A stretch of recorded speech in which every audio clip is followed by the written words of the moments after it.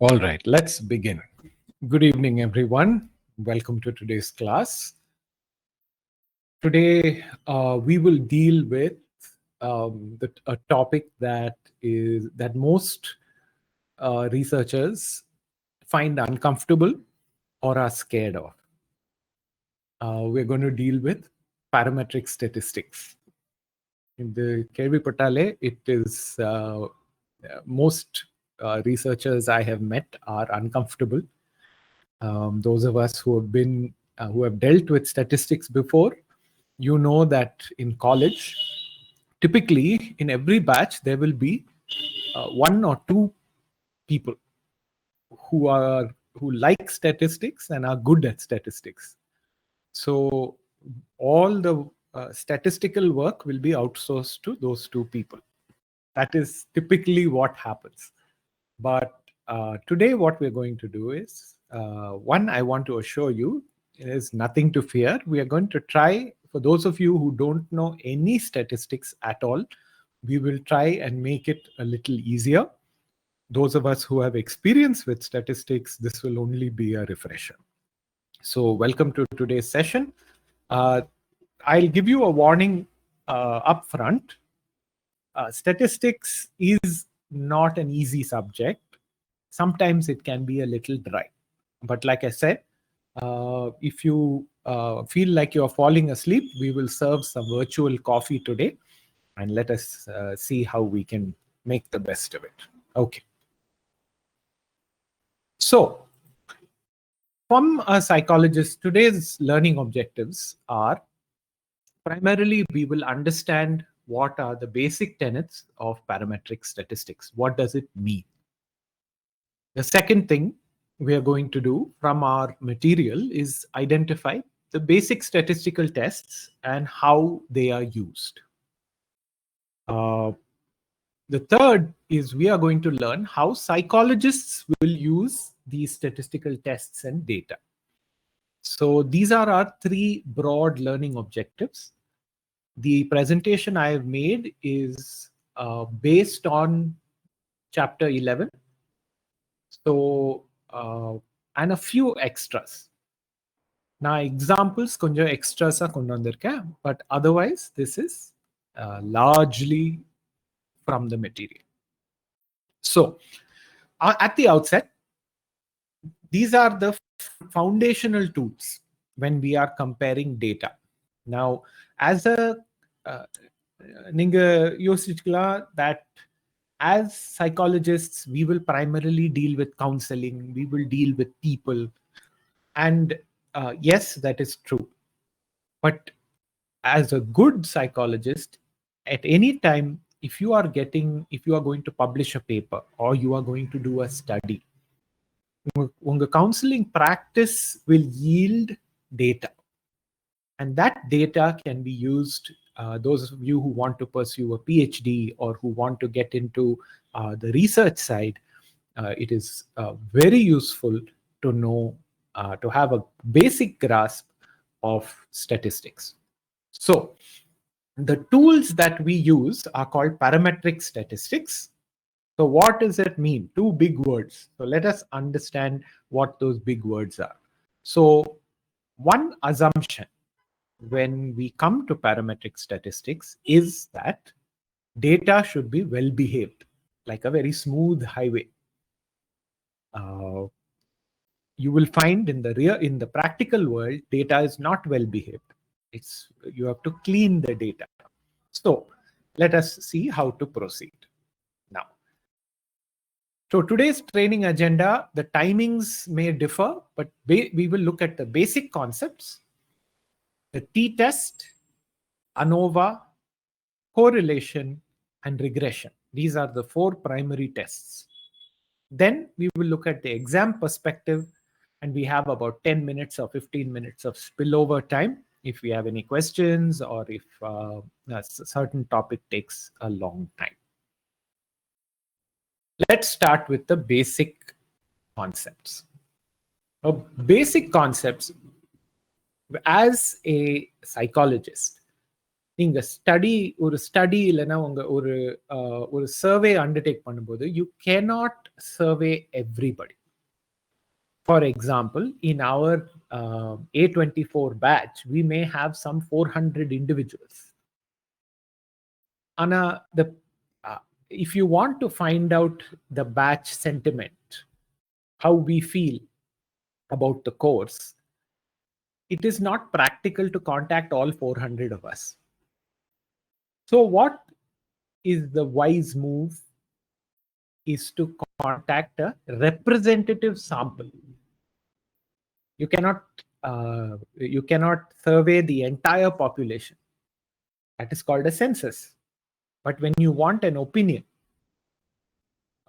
for example, as Suleiman sir and I were just talking about the traffic situation in Chennai, for example, if we have to ask, what must we do to improve the road stretch between, say, Central and Adayar?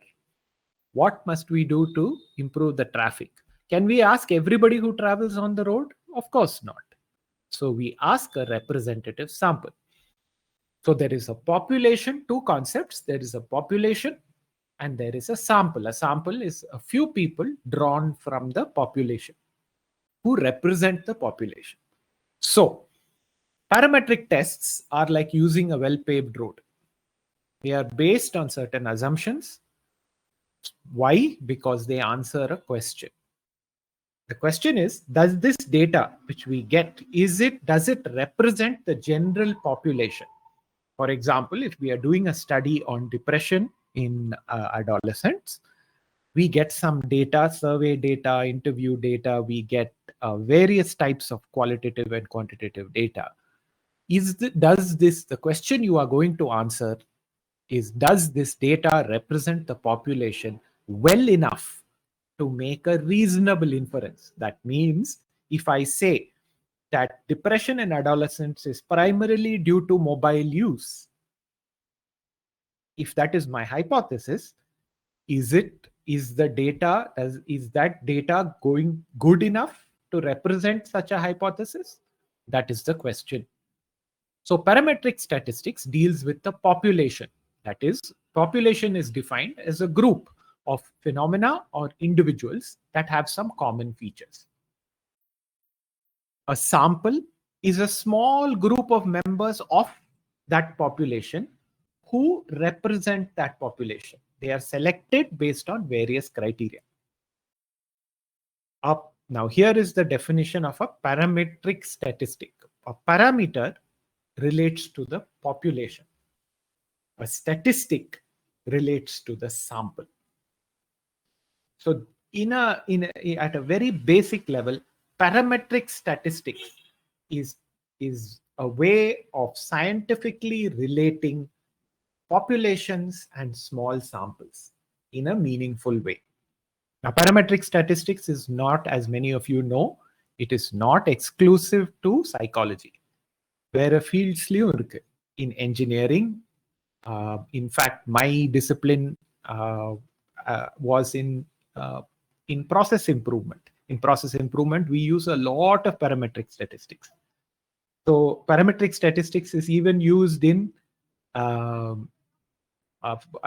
நீங்க IPL பார்க்கும்போது you will see screenல run rate, the wagon wheel, all those are results of parametric statistics. All those are parametric statistics based on analysis. So any questions on this slide? Are we clear on the basics?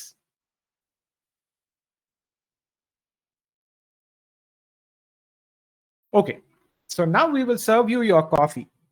I hope you have your coffee cup ready, your mental coffee cup.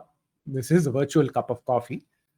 Now, there are two concepts we need to understand. One is statistics. What are the types of statistics? There are two kinds of statistics. One is descriptive statistics. These are statistics that describe the details of the data. What is the range of the data from where to where? what is the average of the data, how much does it vary, and all those mathematical calculations come under descriptive statistics. Inferential statistics, as the term suggests, they help you infer results from a sample and apply it to a population or in relation to the population. For example, how many people, I survey a group, a small group, and I ask them how many people in Bangalore are bad drivers. Chances are you will get 100%. Right? So that is an inference that we are making. Right? So these are the differences. So descriptive statistics use mean, median, mode, standard deviation, various measures. Inferential statistics have the t-test, regression, and others we are going to study today. Now to the coffee. How many cups? The question is, how many cups of filter coffee does a typical person drink in a day? Does anybody want to confess how many cups of coffee you drink in a day? Anybody?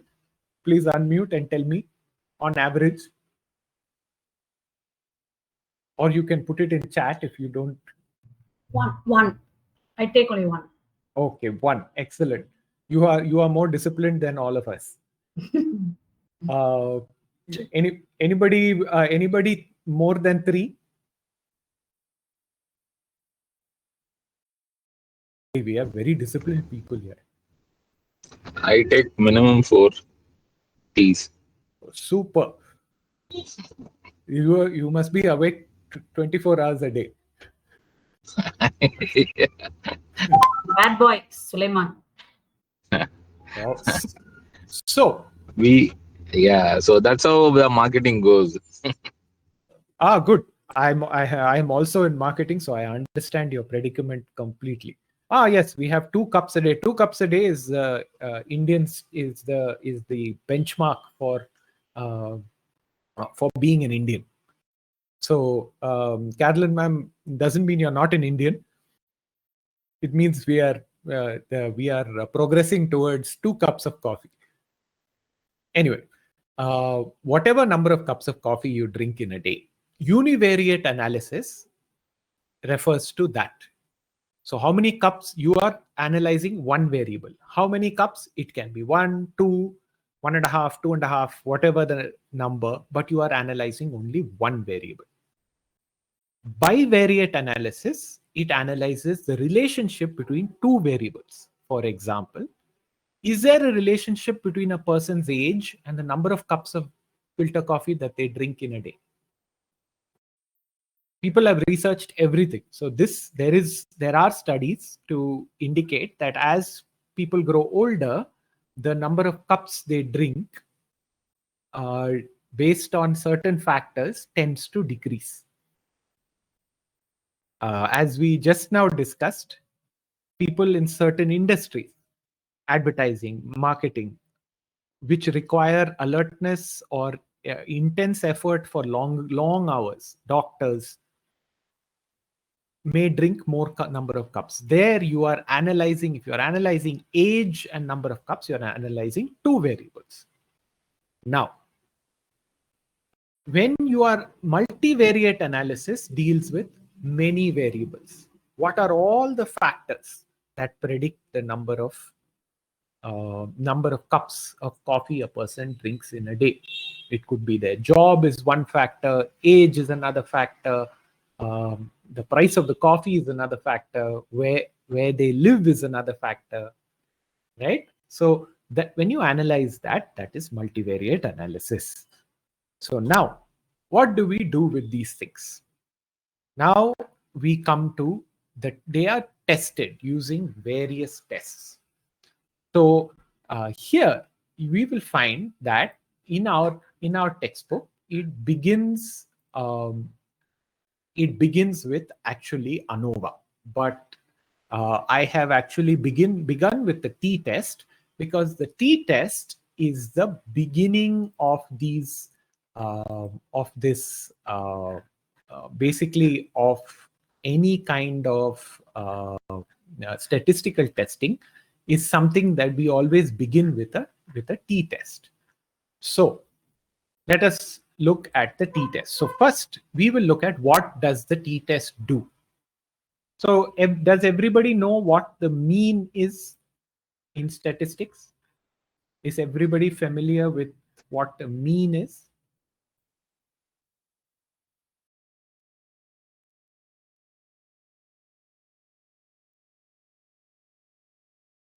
If so, Average. yes. So roughly you can say it is the average, right? So here what the t-test does is that it compares the means of two groups and it identifies whether the scores differ significantly. But before that, it asks an important question. Is this difference real or is it a chance? Right? Is it depending on some factor that we have not accounted for? Has a chance just happened? This occurs, so here we will take two examples. There are two types of t-tests. One is an independent t-test, which is between two different groups, and a paired t-test, which is the same group in two different situations. So from psychology, here is an example. One is you compare the average IQ scores of boys versus girls in a classroom, right? An everyday example is you taste two coffee brands to see which one is rated higher, and you give a rating on a scale, and you compare the average score across by many people. So independent t-tests will check whether the average IQ will check, is there a real difference? Now, a paired t-test is the same group in two different situations. In psychology, for example, we measure the anxiety level of patients before and after CBT therapy by a standardized test. And another more common example is you check your weight before and after you join the gym. If you are like me, what will happen is before you join the gym, you will have a weight. Then after you join the gym, to your great dismay, you will find that you've gained weight after the first 2 weeks of joining the gym. And many people will feel that the gym is not working and quit the gym. In fact, if you may lose a little weight, the truth is you will gain weight because muscle is heavier than fat. But of course, that is a different discussion for a different course. Here, the t-test, a paired t-test, checks whether weight before and after something, any kind of therapy or any kind of intervention. You will use scores on standardized tests to evaluate. So this comes with certain assumptions. One, the data has to have a normal distribution. Normal distribution means it has to follow a certain curve called a bell-shaped curve. That means most of the extremes will be very small values. Most of the people will fall somewhere in the middle. That is called a normal distribution. Secondly, the data has to be homogeneous. In this case, the spread of IQ scores should be roughly the same for boys and girls. Right? You cannot take, a class. You cannot take boys from, the say highly intelligent group and take girls from a different group and then say compare the two and try to analyze. That will not give you the right data and the right result. Thirdly, data must be continuous data on the interval or ratio scale. So these assumptions, these are called assumptions. But in reality, when you are doing research, a lot of work goes into making this data, cleaning the data, selecting the sources of data to make these assumptions come true before we can go into the test itself. So I hope I'm clear here. Let us proceed. So when you do a t-test, so has everybody understood what a null hypothesis and alternate hypothesis is from the earlier classes? It is very important to understand the difference. And it is very important to repeat, because sometimes we will get confused. It's very important that you repeat. I'll go back and learn what a null hypothesis and an alternative hypothesis is. So the t-test, what you must look for. First, you will measure the means and you will check, is IQ of the boys and girls different? Are the anxiety levels different before and after the therapy? And you will apply a formula. That formula will yield a p-value, a p-value, and degrees of freedom. So how do you interpret that? If the t-value is large, it means the difference, that is, the difference between the IQ of, say, boys and girls, or difference anxiety before and after therapy, is a real difference. It is not just by chance.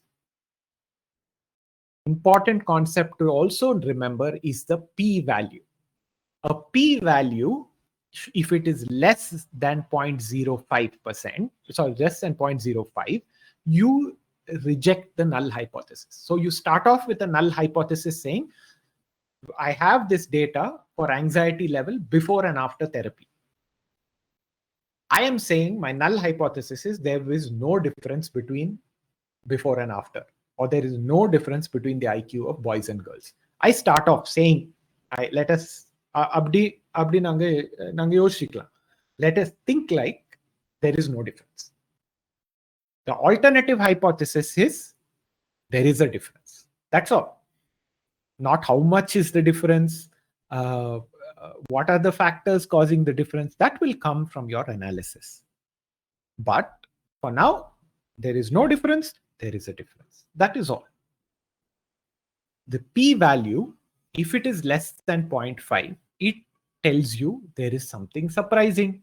You say there is no difference between anxiety score before or after therapy. But p-value of less than 0.05 means something surprising has happened. That means there is a difference. So you reject your null hypothesis and follow your alternate hypothesis. Right? So based on that, you will take further steps to find the root cause and things like that. But if your p-value is greater than 0.5, it basically says too many other factors, maybe the data is not fully clean, there's too much chance, so we will not take a chance. So you fail to reject the null hypothesis. You say there is no difference between the IQ of boys and girls, and you close your study. Right? So the direction of difference, it is a minor parameter which we will explore in other tests. So the formula, the typical formula, there are 3 formulae for the t-test. I will not go into the details of this. I will share this PPT.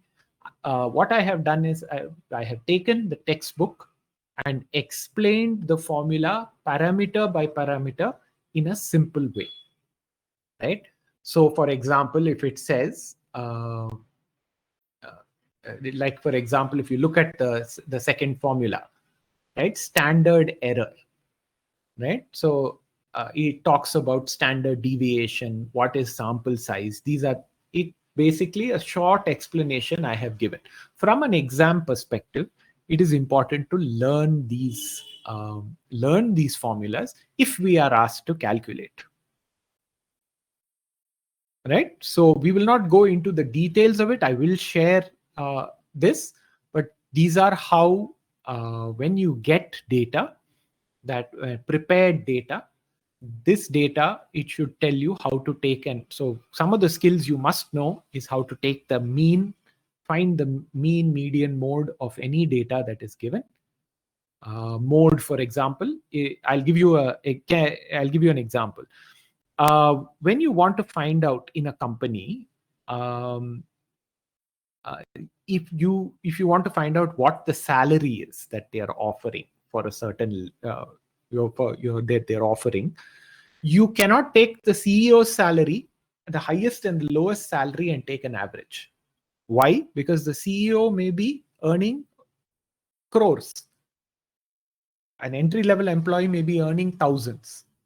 The CEO's data will skew the salary. It will make the salary look maybe bigger than it is. So there you choose the most common salary in the company. That's called the mode, for example, right? Or you may choose the median, that is the middle point. So like that, there are, so it's important for us, if you're going into research, to understand the measures of central tendency. That will help you understand these things like standard deviation, sample size. These are terms that it is important for us to understand.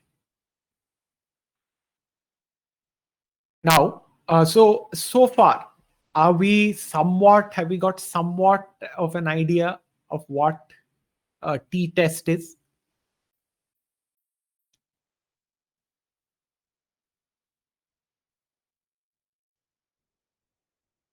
A basic idea? Yes. Yeah. Okay. All right.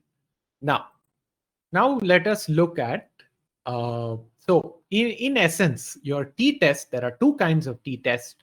One will be, is two separate groups. You are comparing the mean for two separate groups. For a paired t-test, you are comparing the same group before and after, measuring twice. So this t-test is for two groups. But what if you have three groups? That is where you go to ANOVA. So if you are, for example, evaluating three groups of students, child counselors, you are evaluating three groups of students.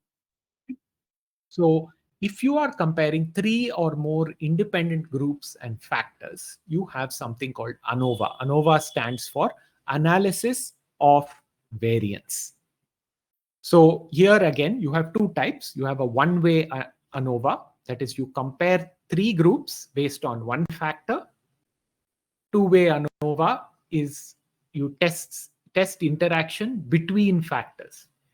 So from psychology, an example is you compare stress levels across low, medium, and high, or individuals or students of low, medium, and high socioeconomic status.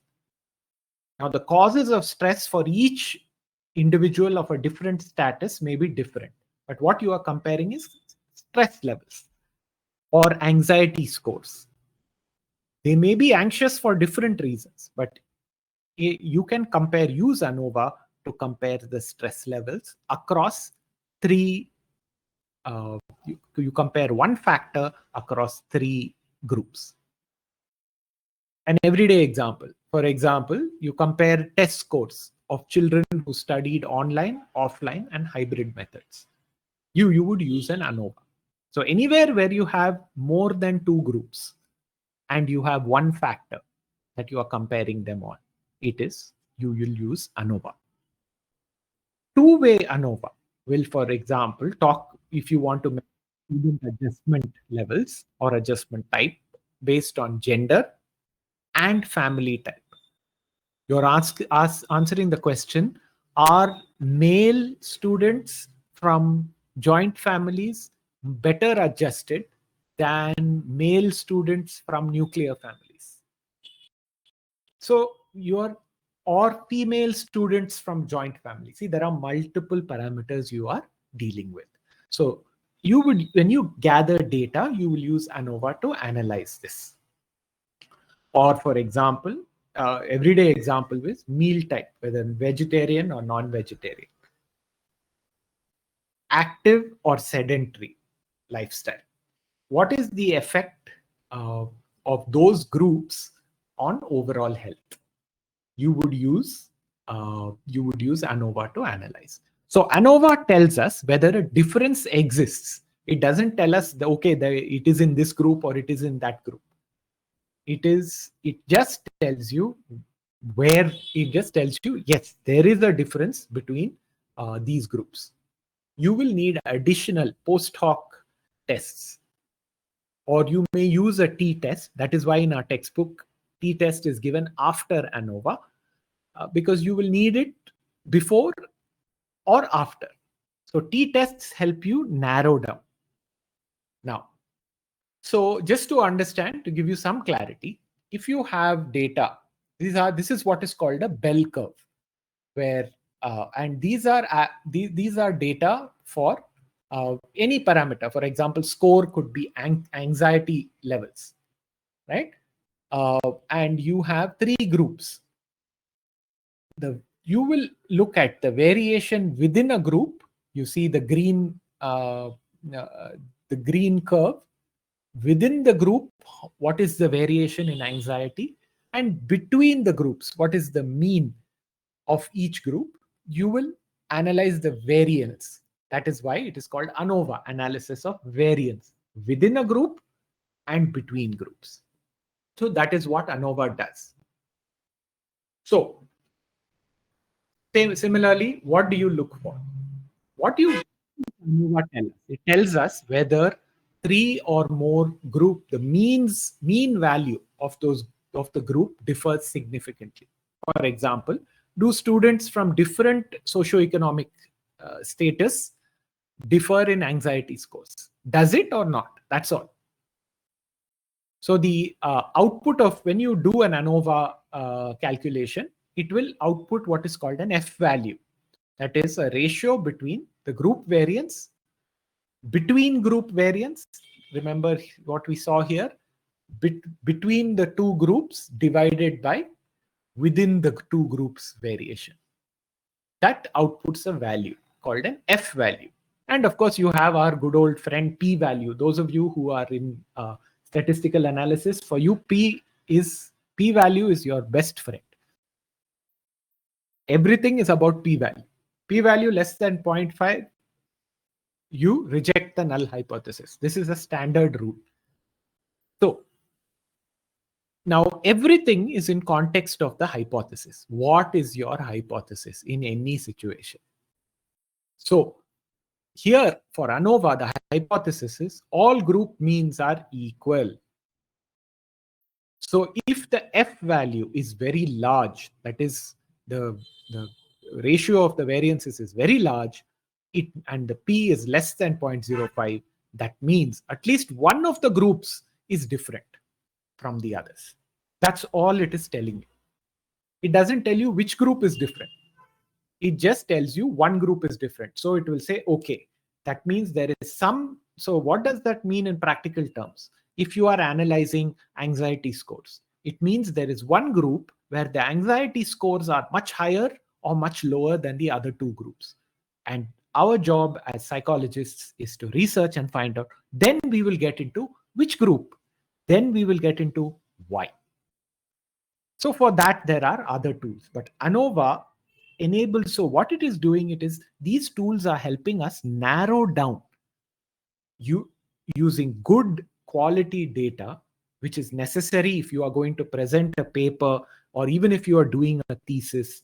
When you present, you will be quizzed on these things. Where did your data come from?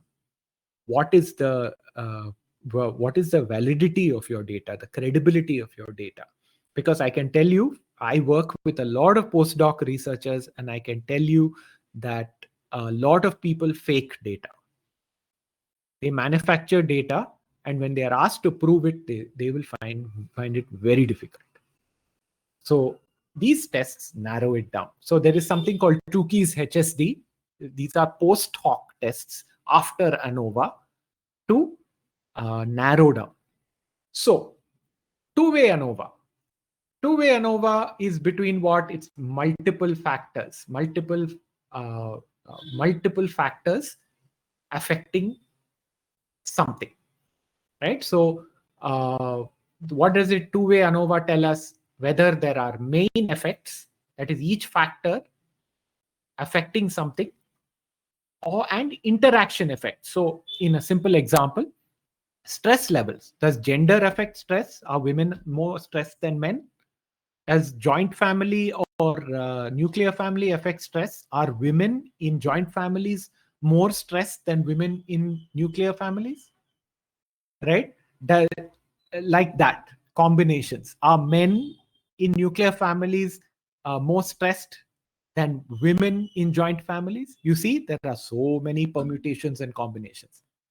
ANOVA helps you look at which of these combinations, it helps you narrow down on these combinations so that you can come up with solve a specific problem. Or maybe you will adapt CBT therapy for women in joint families. Or maybe you will create an intervention for children or men in joint families, right? So this helps us solve certain problems. So what the output of a two-way ANOVA is, typically you will get multiple F values. In one-way ANOVA, you will get a single F value. Here you will get multiple F values, and it will talk about differences across the factors. Same way as in the one-way ANOVA, as in any test, statistical test, each F value with a P less than 0.05 means there's a significant effect. Reject the null hypothesis. If it is greater than 0.05, you fail to reject the null hypothesis. Right? So it tells us that if you get a significant interaction in a group, it means that the combination of, in our example, gender and family type significantly affect stress levels. So you can come to that conclusion based on further research. So this is primarily ANOVA. Now, ANOVA depends on certain assumptions. All these assumptions we need to take into account when we are collecting data. This is very, very important. You must make sure that from an exam perspective, we must learn these assumptions, because they will ask. ANOVA is one of the most common questions in our right throughout the years, even in the new under the semester scheme, even before that. It is one of the most fundamental questions you will get. So we can memorize this chapter if necessary. So ANOVA two-way, these assumptions apply only to two-way ANOVA, not to one-way. The assumptions are your outcome should be measured on a continuous scale, not discrete, not this or that, on a continuous scale. Like, for example, test scores, temperature, weight, those kind of things that are continuous. Secondly, the predictor variable, the variables that you use, the treatment that you use, the therapy that you use, or the gender that you use should be able to categorize it. Male or female, CBT or psychodynamic, things like that. Now, independent observation. Each participant or observation should only belong to one group. You cannot have people who are in both groups. Normally distributed data, this is typically taken care of by your software. Your data should be normalized. Now, I think there are newer models now which account for non-normal data. There are ways to deal with that, but that's not in the purview of our syllabus. No outliers, extreme values, right? So if you are studying, you have normal values and suddenly there's an extreme outlier. The process is you look at the outlier, explain it, document your explanation, and eliminate it. So otherwise, extreme outliers contaminate the data. And the spread of scores should be roughly equal across all groups. We discussed this earlier. Data should be more or less homogeneous. You cannot take people with entirely different, already know that they are entirely different characteristics, and try and compare them. Apples to apples, oranges to oranges, right? So this is how ANOVA works. Are we clear on ANOVA? Any questions?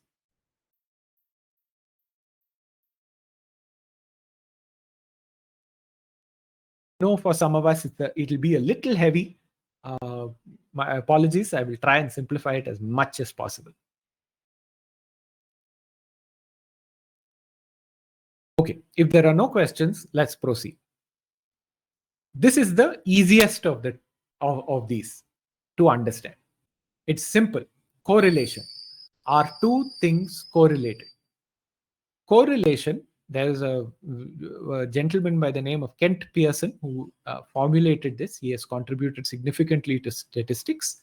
He came up with Pearson's R value. So basically, it talks about the relationship between two continuous variables, the strength and the direction. So R value can range between -1 and +1. So for example, one correction to be made, it's not linear regression. So an R value,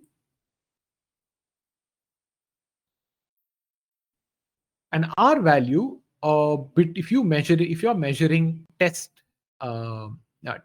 anxiety and academic performance, right? So these are actual numbers from real studies. They did a study of students and found that there is a -0.67 R value. That means it is in inverse relationship. So they tested anxiety and academic performance. Higher anxiety means lower academic performance. It may come across as common sense, but these are psychological studies which have been conducted to find out how much. 0.67 is not like 0.9. It basically talks about what is the relationship between two variables. An everyday example, again, this is from real research. This is one of the older research findings. This is common sense. It seems like common sense, but students who spend more time studying achieve higher exam scores. It is an R value of 0.82. That means it has a strong positive correlation. The 0.67 is moderately strong. It is an inverse correlation, right? Negative correlation. So the three types of correlation are listed. Positive correlation, as one increases, as anxiety, as studying time increases, performance increase, exam scores increase. That's a positive correlation.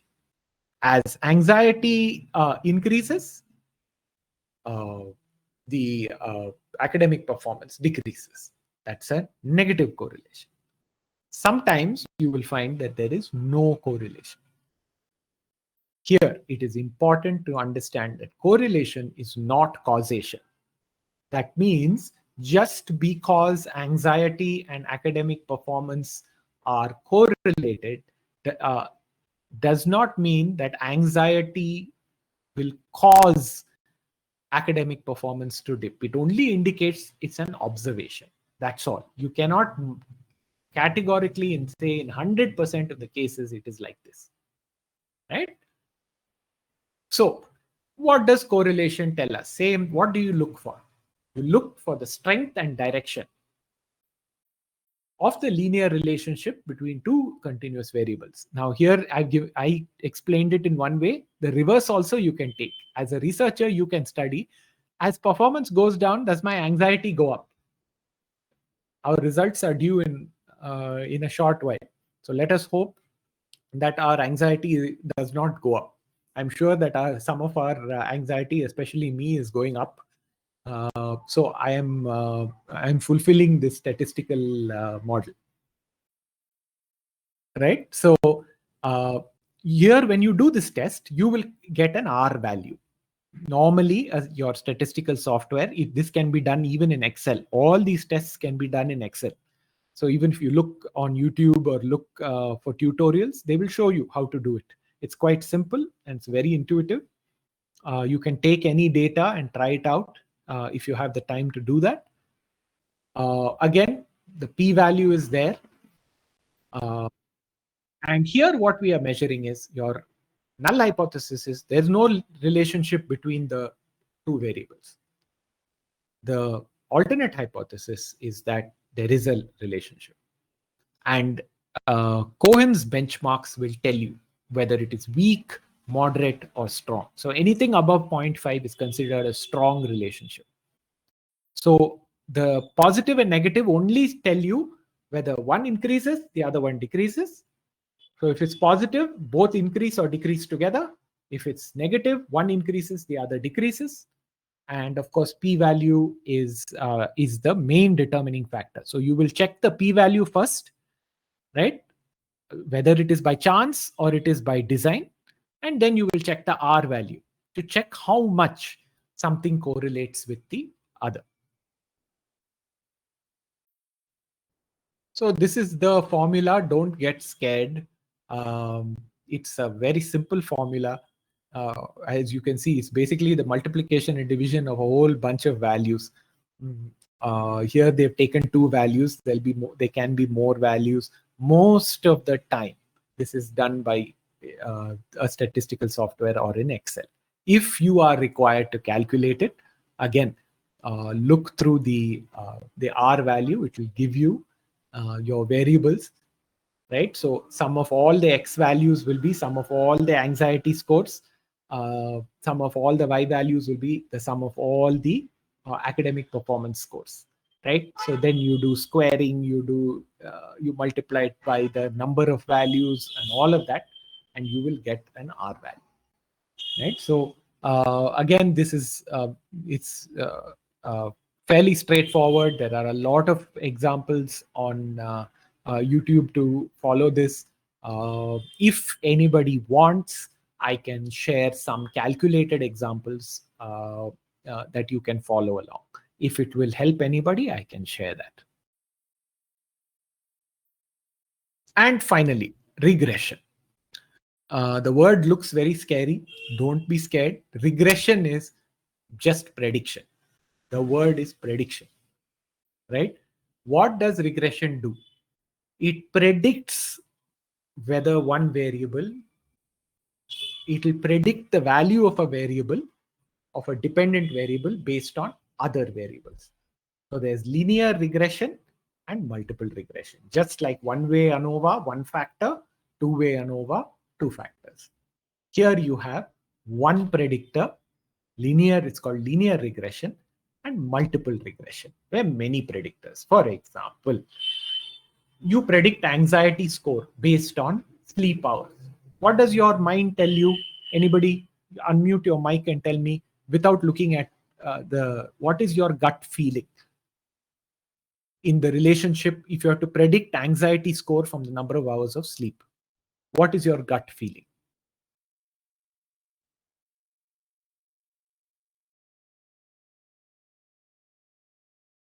Come again, what was the question?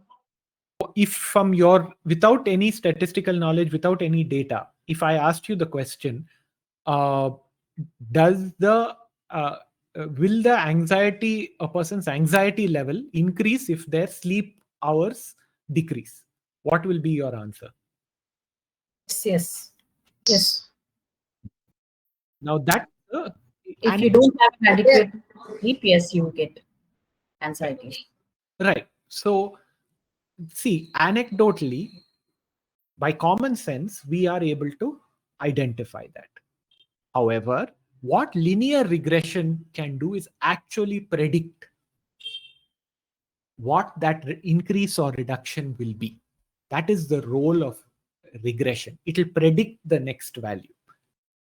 If I reduce my sleep hours by 2 hours, how much will my anxiety increase in the long term? That is the role of regression. Common sense tells you that if our sleep decreases, anxiety increases. But by how much? That is the role of regression. So, in a psychology context, for example, if a person attends more therapy sessions, theoretically, his anxiety should reduce. Yes, it should. But we should, make it predictable. How many sessions should he attend? 3, 5? These are calculations which are done in order to optimize the number of sessions, where a psychologist will say, I need 4 sessions with you. Right? These are all based on significant research.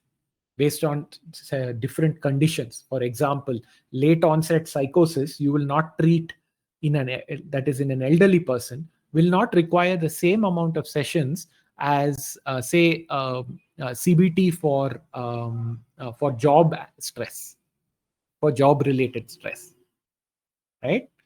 Theoretically, you can use regression to identify these models. Now, a simple example is I've given the graph of how many umbrellas will be sold based on the millimeters of rainfall. It is raining today here in Bangalore. I don't know if it is raining in Chennai. But when the rainy season comes, automatically the number of umbrellas sold will go up. But by how much?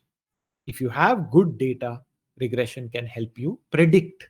And based on that prediction, a shopkeeper can even decide how many umbrellas to stock, right? So that is linear regression. So where it is only one predictor. In reality, we deal with multiple regression, where, for example, we predict the depression level based on two factors, based on what this person's stress level, which can be measured, and the person's social support, which again can be measured. Right? So depending on the number of people they have for social support. Like that. And an everyday example, for example, it would be predict my monthly expenses based on my income and my family size. You could say roughly, as the income goes up, my monthly expenses will also go up. But if my family size comes down, like I move out into a separate, from a joint family into a nuclear family, and my income stays the same, my monthly expenses may come down. Right? Those are by how much is something that regression uses, and it gives us an equation for a best fit line. How best, what is the next possible value, it tells you. Now, regression models predict an expected value, not a definition. Predictions are always estimates because there are too many factors. Right? The real world is full of various factors. For example, if depression level, stress and social support are not the only two factors that affect depression level. It could be neurotransmitter levels, it could be diet, it could be exercise. There are various variables, right? And so multiple regression often has to account for many things. And the more ingredients you have in the kutanjor, the more the chances of the kutanjor becoming something else, right? So that is the basics of regression. Similarly, what do we look for? We are looking for how different predictors influence the main variable, the y, the dependent variable. So we are asking, how does stress predict depression scores? Does stress and social support together, can they predict what the depression score will be? Right? So typically in a regression model, you are going to in a formula, it's a very simple formula. You'll see it here. It says y is equal to a plus bx plus u. Now bx bx could be b1x, b2x, b3x, depending on the number of factors, right? But what you're going to look at is how much you're going to see a slope coefficient called b, how much the dependent variable, that is for example, depression score, changes if the stress level changes by 1 unit. So if stress level goes from 2 to 3, how much does the depression score change? It may change by half, it may change by 0.3, right? So that is the slope coefficient. Explained variance, or R squared, is the percentage of variance in the depression score that can be explained by these predictors, right? How much of the change in depression score can be predicted by stress and social support? If you find that it cannot be, maybe there are some other factors. and of course, p-values for each coefficient. P-value is bread and butter for research methodology, right? So here we are deciding whether there is a predictive effect or there is no predictive effect, right? And there are interpretation has been given. If you have a positive b value, it says that is depression. In this case, a predictor, that is stress, increases the outcome, increases depression, right? More stress, more depression. Negative b value is more stress, less something else, less depression, right? Which may not be the case. So depending on what variables you are studying, you will see positive or negative. R squared tells us how much this particular factor is explained by the various variables. So 0.1 means there is a small predictive power, 0.3 medium, 0.5 large, and of course, like we said, p-value.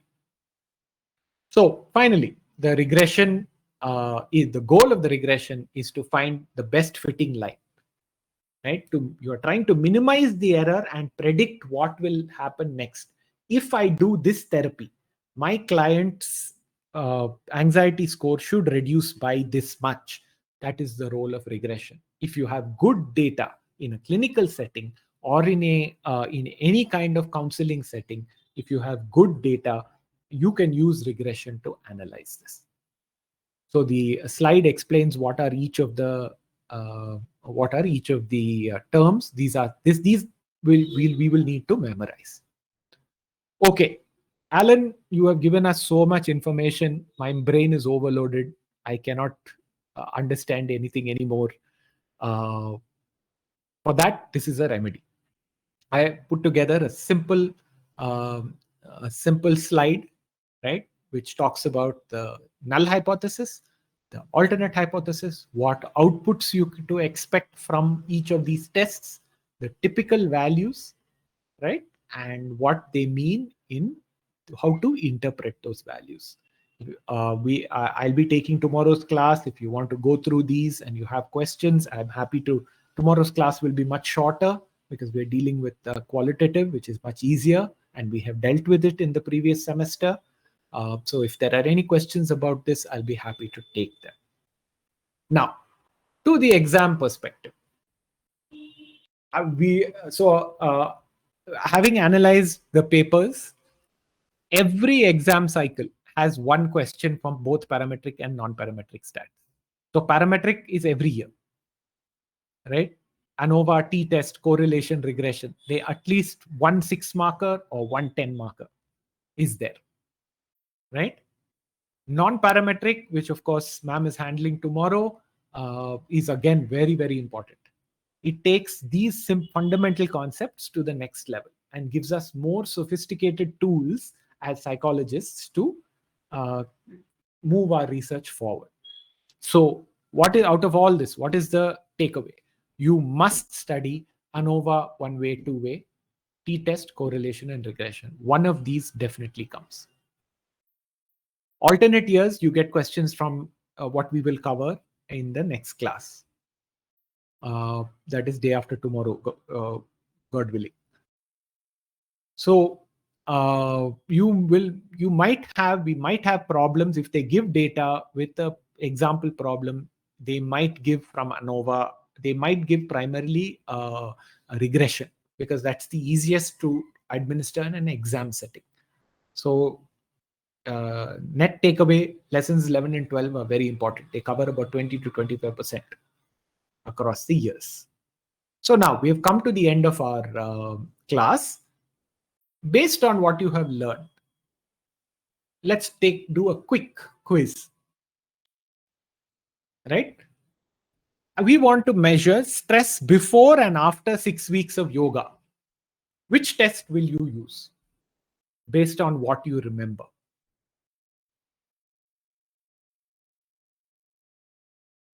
We can take a quick look at the tests.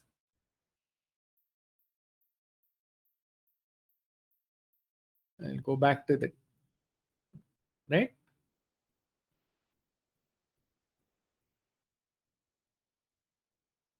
Is it the t-test? Is it ANOVA, which compares different groups and factors? Is it regression or correlation? Which one? No, it is t-test. Excellent. Excellent answer. Thank you, sir. So it is the t-test because, and what t-test it is specifically? The parametrical, we have to observation. We have to observe. Only then we can come to a conclusion after 6 weeks, right? So, yeah. Correct. That is absolutely right. It is the, what it is the paired t-test. Same group or same individual after a period of time. So that is correct. It is a paired t-test. Okay, next question. Depression levels in arts, science, and commerce students. 3 groups. Which one will it be? Correlation. You are studying depression levels in 3 groups. The clue is in that question. In 3 groups, you are studying one factor. ANOVA? Correct. It is one-way ANOVA, which is one factor across 3 groups. Right? Now, if you are studying the relationship, the strength and the intensity of a relation, or you're studying the strength and direction of a relationship between self-esteem level and anxiety, what test will you use? Correlation. Excellent. That is quite straightforward, right? So those are 3. Just a quick quiz. You guys did excellently. I had one more, which is predicting sleep quality from stress and caffeine intake, which is multiple regression. Why? Because you are trying to predict. The difference between ANOVA and regression is that ANOVA seeks to identify. Regression seeks to predict and create a best fit line. So these are the basics of predictive statistics. It is important to know these. Those of us who are interested in research, it's important to understand these at a conceptual level. I'm happy to share. I have examples of each of these calculated with data. I'm happy to share a one-pager with you along with this PPT. Any questions? I just wanted to share a small example. Yes, please. Since we are talking about the anxiety. So in our office, we have the carom tournament of every year. And I even I'm used to play. At normal days, we have time to play from like 4 to 5. It's a game time. Those who are free out of work can go and you can use the game room for playing caroms or chess or whatever it is. So every year there'll be a tournament will be announced. Those who have interested, they can participate. So people will give their names. So there will be a lot of names who want to participate. So as the days come near to the tournament day, they will split the teams like 4 or 5 groups of teams. These 2 players will play with these 2 players. They will assign that. So once they see the email, the name list, they will come to a conclusion that like a little bit scared, anxiety. ஐயோ இந்த group கொடுப்பா இவங்க 2 பேர் இவங்க சூப்பரா விளையாடுவாங்களே. They'll come to a mindset like they are better players. So as the day comes on the tournament day, most of them will not participate. They will back off. They'll call off. And remaining who are exactly participating, who played at the normal day, their performance will reduce. I can see their hands are shivering while playing the carom. So even a good player is not able to achieve the champion. So it is like that. I have experienced for past 7 years. So even I'm one of the so for past 7 years I have been. It's not for Parametric also. I'm the champion of my carom board in my office. But I learned for a couple of years. I was even my hand was shivering. But I learned why I lost the game in some tournament. But again, I learned that the anxiety is the main reason. So then I still see for past 7 years that some of are calling off, they are shivering, they are losing their game. But at normal time, they are able to beat anyone at any time. So this is one of the example where the ANOVA can be applied. So this is one. And when you when we are discussing about the uh, this regression, as I said, the sleep, when you talked about the sleep, I was doing my night shift. So if I wake in between before the lunch or after the lunch, I'll have the headache. Definitely, I'll have a headache if my sleep is not until from morning 3 o'clock to evening 3 o'clock. I should not have disturbed sleep. If at all, if I get disturbed by 10 minutes or 15 minutes, whatever it is, surely I'll have a headache on the day. I have to take tablets.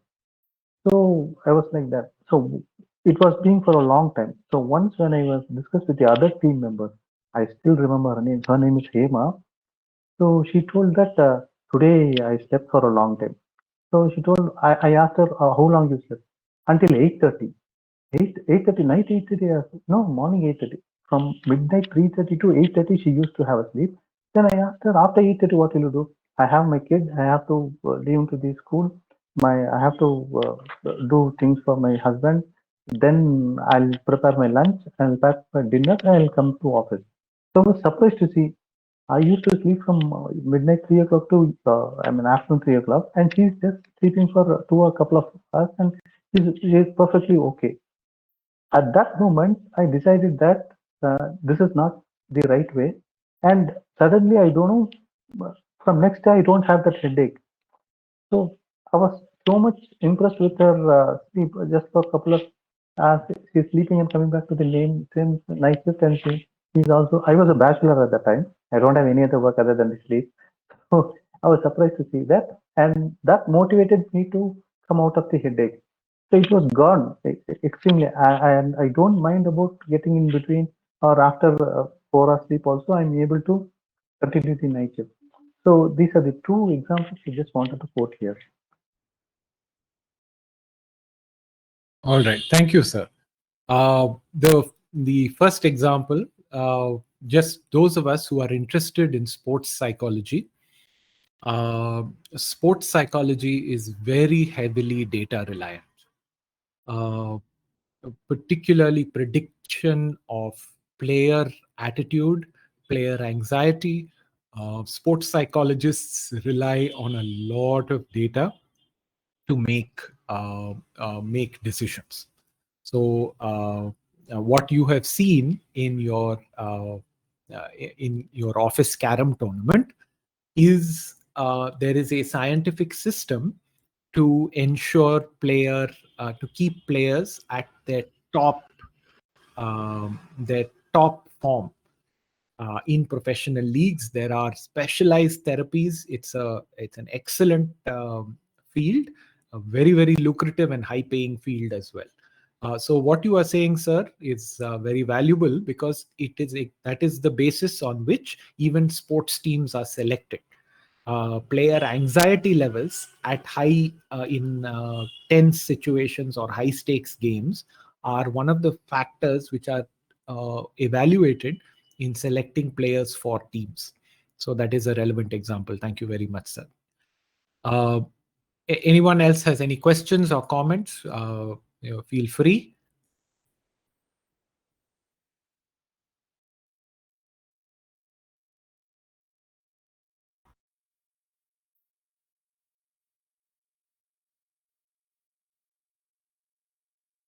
Sorry, I missed Naveen's example.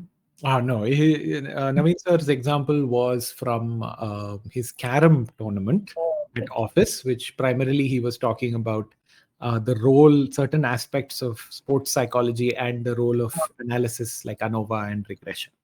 Okay, okay. All right. If there are no other questions, just So for crystal clear, very crystal clear, very nice. I mean, you made it like slow and steady wins the race. thank you. That's You very went point kind. by point, yeah. Nice. I mean, the few minutes I attended was very nice, very clear. Thank you so much. It was very kind. Thank you, sir. Thank you. Thanks a lot, sir. Yes, sir. We will close this. I will send out the slides as well as some worked out examples I had prepared, and I'll see you in tomorrow's class, same time. Okay, thank Sure. you. Thank you. Everyone, good night. Thank you so much, sir. Thank you. We can stop recording, Alan. Alan? Yeah, I will. Okay.